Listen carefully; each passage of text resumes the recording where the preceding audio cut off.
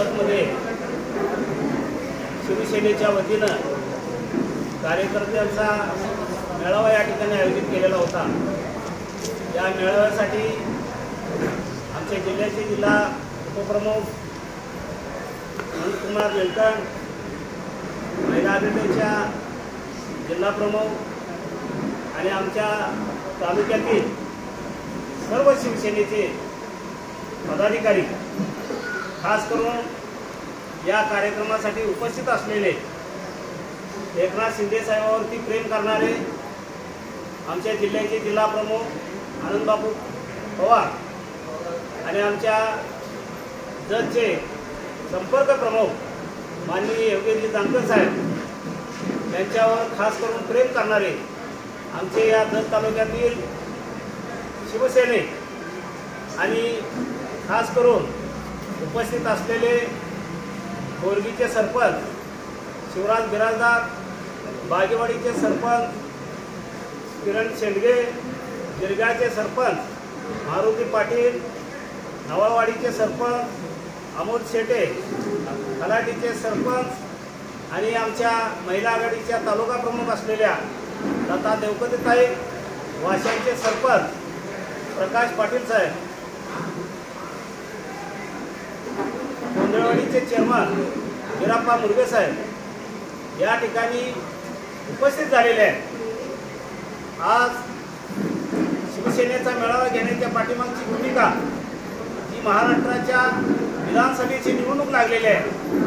जत तालुका हा कर्नाटक सरहद्दीवर असणारा तालुका, वर्षानुवर्ष हा तालुका दुष्काळी स्वरूपामध्ये होरपळत असणारा हा तालुका, या तालुक्यासाठी बहुजनाचं नेतृत्व म्हणून महायुतीचे उमेदवार माननीय गोपीचंदजी पडळकर साहेब यांना एकमताने या ठिकाणी पाठिंबा देऊन जो 20 तारखेला आपणाला मतदानाचा जो अधिकार आहे तो अधिकार गोपीचंद पडळकर साहेबांना देऊन या तालुक्यामध्ये भरगच्च मताने निवडून देण्यासाठी शिवसेना या ठिकाणी सज्ज झालेली आहे। आज या दुष्काळाची धाकता बघितली असता गोपीचंद पडळकर साहेबांना या तालुक्यामध्ये आज विरोधकांचा प्रचार चालू आहे की हे पर तालुक्यातले आहेत, बाहेरचे आहेत, तर त्यांना त्यांच्याबद्दल गैरसमज तयार करण्याचं विरोधक या ठिकाणी काम करत आहेत। पण हा बाहेरचा किंवा आत्मा म्हणण्यापेक्षा काँग्रेस आणि भाजपचे, विशेष करून काँग्रेसचे विक्रमदादा सावंत यांनी 5 वर्षाचा परेड या तालुक्यामध्ये केलेला आहे। त्यांनी या तालुक्यामध्ये आपण काय काम केलं किंवा काय काम करणार आहोत हे लोकांना सांगण्यापेक्षा ते बाहेरचे आहेत अशा प्रचार या ठिकाणी करण्याची सुरुवात केलेली आहे। दुष्काळी तालुका असताना या तालुक्यातील पूर्व भागाला 65 गावाला देखील आज पाणी उपलब्ध होत नाही। आज आमच्या महाराष्ट्राचे मुख्यमंत्री शिंदे साहेबांनी योगेश जानकर साहेबांच्या माध्यमातून, जिल्हा प्रमुखांच्या माध्यमातून आणि ह्या व्यासपीठावर आणि समोर बसलेल्या सर्व शिवसैनिकांनी एकनाथ शिंदे साहेबांना वर्षाबंगल्यावरती साकडं घातलेलं होतं की साहेब हा जत तालुका दुष्काळी तालुका आहे, हा वर्षानुवर्ष पाण्यापासून वंचित आहे, या ठिकाणी पाण्याची अत्यावश्यक गरज आहे। ही बाब लक्षात आणून दिल्यानंतर विस्तारित महिशाळी योजनेसाठी 2000 कोटीचा निधी या ठिकाणी त्यांनी दिलेला आहे। डफळापूर विभागापर्यंत ही काम देखील झालेलं आहे आणि उर्वरित काम थोड्याच दिवसामध्ये पूर्ण होणार आहे।